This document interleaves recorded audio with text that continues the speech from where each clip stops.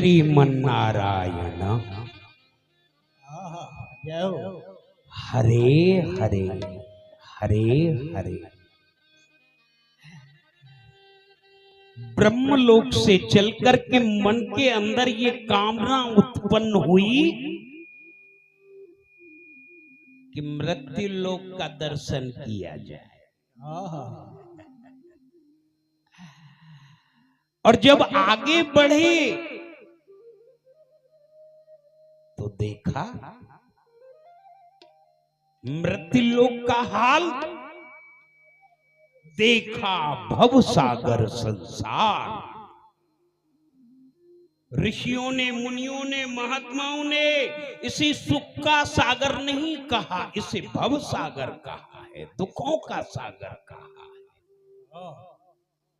देखा भव सागर संसार, और जो डूबा नहीं पाया पार, जग दर्शन की लीला देख। और देखा रंग रंगीला वेश, क्या देखा? कहीं तरंगी नाचे रंग,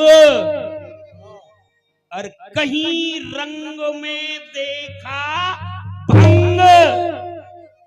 छोटी हस्ती, जीव का स्वभाव छोटी हस्ती, लालच बड़ी, और सारी दुनिया को अपनी अपनी बड़ी। जो बंदा वो मन का गंदा, और लोभ मोह माया का बंदा।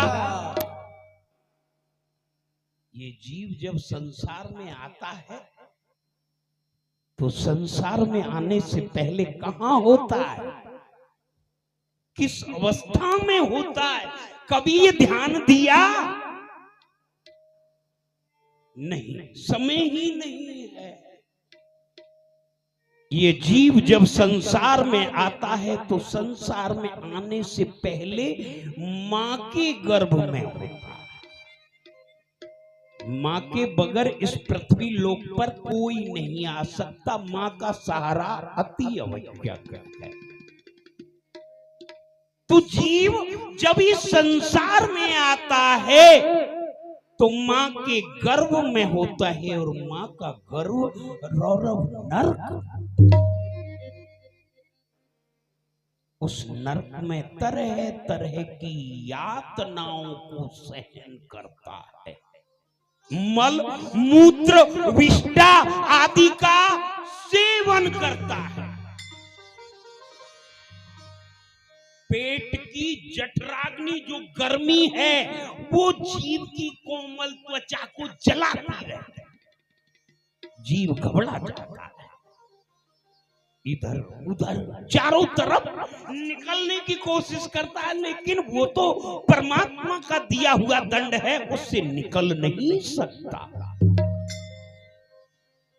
और जीव जब चारों तरफ से हैरान परेशान थक जाता है,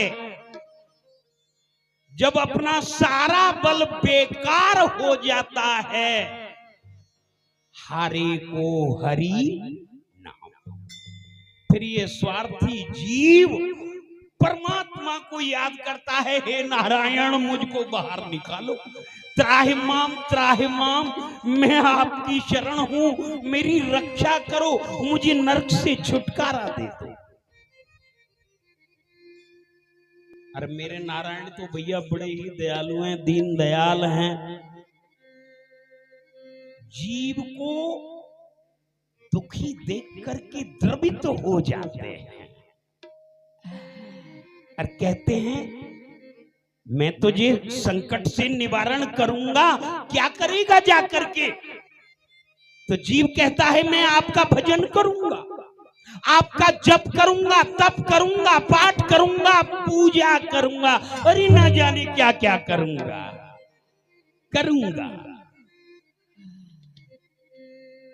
नारायण कृपा कर देते हैं कि अच्छा ये बात है, इतना बड़ा वचन, इतनी बड़ी बड़ी बातें, तो जाओ 9 मास के पश्चात मैं तुम्हें इस नरक से मुक्ति दिला देता हूं।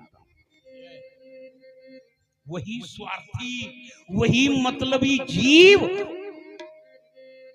जब इस माया से रचे हुए संसार में आता है तो फिर मायापति से किया हुआ वायदा भूल जाता है। अब फिर क्या कहता है, क्या बोलता है, क्या बोलते हैं? जरा उसकी भाषा सुनिए। यह भी मेरा और वह भी मेरा और सब कुछ मेरा, पर ये पता नहीं बेटा दुनिया में कुछ भी नहीं है तेरा। अरे भैया मेरा मेरा कहते कहते भूल मूल को जाता।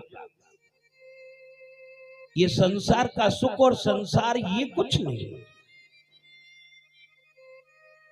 जब उस मूल को आप भूल गए तो फिर आपके हाथ आने वाला कुछ नहीं है। ये मानव शरीर भी किसी मतलब का नहीं है। मेरा मेरा कहते कहते भूल मूल को जाता और नारायण से प्रेम न रखता रखता झूठा नाता। ये संसार के रिश्ते नाते सब झूठे। जो परमात्मा से सच्चा रिश्ता है उसको तो ये जीव भूल ही गया। चलो नारद कहां चले गए विचारों ही विचारों में, कहां जाकर के फंस गए। नारायण का भजन करते हैं, आत्म शांति प्राप्त होगी, आत्मा के लिए आनंद मिलेगा। चलो एकांत की तरफ प्रस्थान करते हैं। ये क्या, नारायण का स्मरण करते हुए भजन करते हुए कहां निकल आए। वाह, यहां का अनुपम अलौकिक दृश्य हृदय को आनंदित करता है। एक तरफ को कल कल नाद करती हुई देव नदी गंगा प्रवाहित हो रही है और दूसरी तरफ हिमालय देवता श्वेत मुकुट पहने हुए खड़े हैं। और ये नारायणी गुफा अद्भुत अकल्पनीय। इस सुंदर दिव्य दृश्य को देख करके हृदय के अंदर ये इच्छा जागृत हो गई है कि भजन करें। अब भजन तो हम चलते फिरते करते ही रहते हैं। भजन करना हमारे लिए नई बात नहीं है, लेकिन हमारे लिए बड़ी बात आज होगी बैठना, एक जगह पर बैठना और एक जगह पर बैठ करके भजन करना। हम नारद हैं, 2.5 घड़ी से ज्यादा श्राप के कारण दक्ष महाराज का शाप है।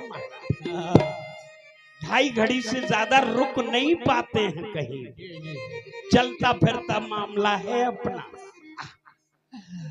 अब हमारे मन में इच्छा हो गई कि यहाँ बैठेंगे और बैठ करके भजन करेंगे और फिर देखेंगे कि शाप में ज्यादा ताकत है, मेरे नारायण के भजन में ज्यादा ताकत है। इसलिए आज समाधिस्थ होकर के भजन होगा। नारायण